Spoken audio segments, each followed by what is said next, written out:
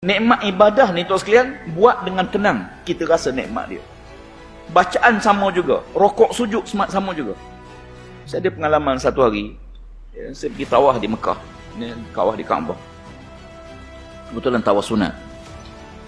Dan saya niat pada waktu itu nak tawaf dengan tenang, saya tak nak cakap dengan siapa-siapa dan saya tak nak tengok siapa-siapa.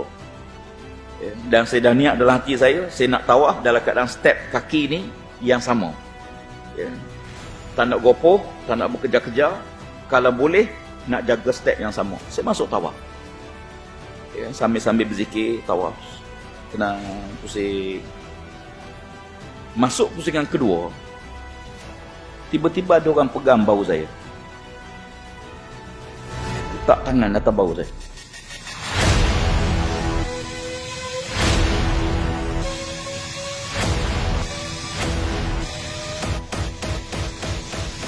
Saya dah janji dengan hati saya dah janji saya tidak akan tengok siapa-siapa dan saya tak akan bercakap dengan siapa-siapa.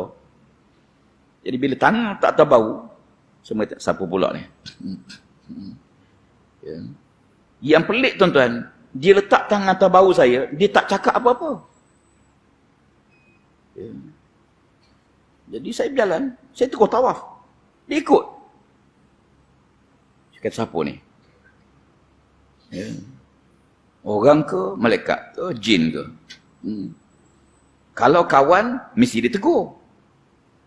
Ni tak tegur. Kalau orang lain, mesti bercakap. Ni tak bercakap. Mungkin jin. Mungkin malaikat.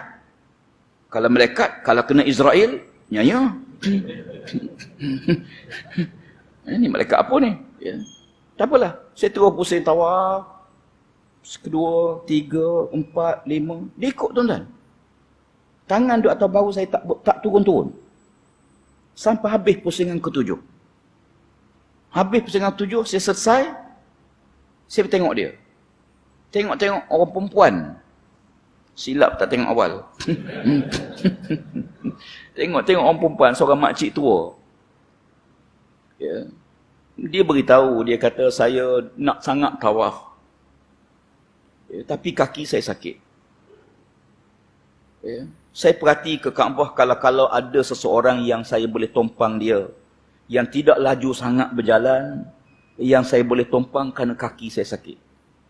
Dia kata saya perhati kamu berjalan dengan perlahan, makcik rasa makcik boleh ikut kamu. Bila kamu pusing, makcik tunggu. Makcik tumpang kamu. Sebab makcik sakit kaki. Saya kata, tak apalah makcik. Saya dah habis 7, makcik baru 6, ada satu lagi. Dia kata tak apa, dia buat. Tuan-tuan sekalian, teringat kita satu peristiwa yang disebut.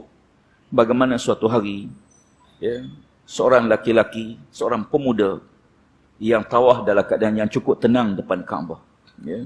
Dan sambil-sambil dia tawaf, dia berselawat kepada Nabi SAW. Setiap langkah dia berselawat kepada Nabi. Yang kebetulan pada waktu itu, di hadapan Kaabah ada seorang ulama yang terkenal. Allahumma salli, nama dia siapa? Sufyan Ats-Tsauri, rahimahullahu ta'ala. Syekh Sufyan Ats-Tsauri. Syekh Sufyan Ats-Tsauri ni tuan-tuan sekalian, kalau kita baca latar belakang kisah dia ni antara orang yang beribadah depan Kaabah hingga ditegur oleh sahabat dia. Tak apalah. Jadi Syekh Sufyan Ats-Tsauri ni bila tengok pemuda tersebut, ditahan.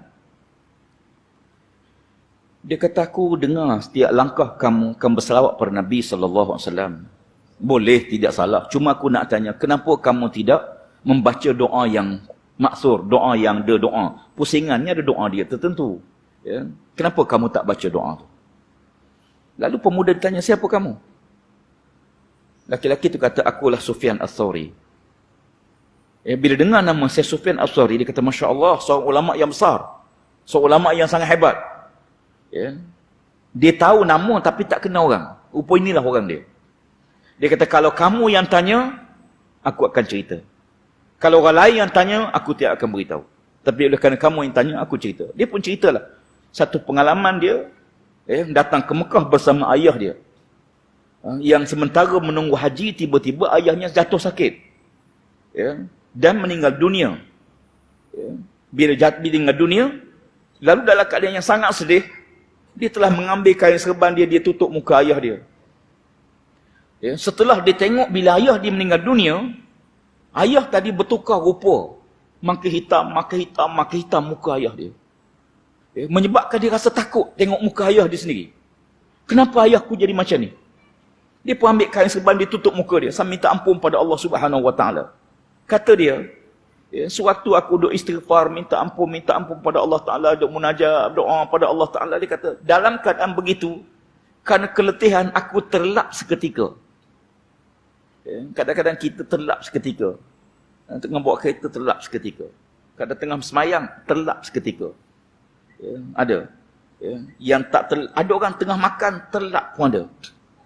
Ya. Bukan tertidur. Tengah dengar kuliah, tertidur seketika. Itu pada.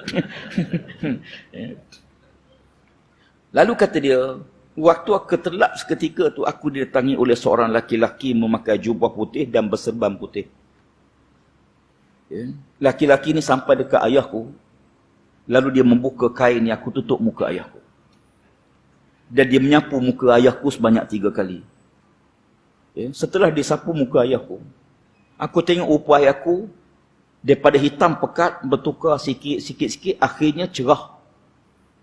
Ya. Lalu aku tanya, siapa kamu? Laki-laki itu kata, akulah Rasulullah. Aku datang pada ayah kamu. Ayah kamu pernah melakukan dosa besar pada Allah Ta'ala dan tidak bertaubat.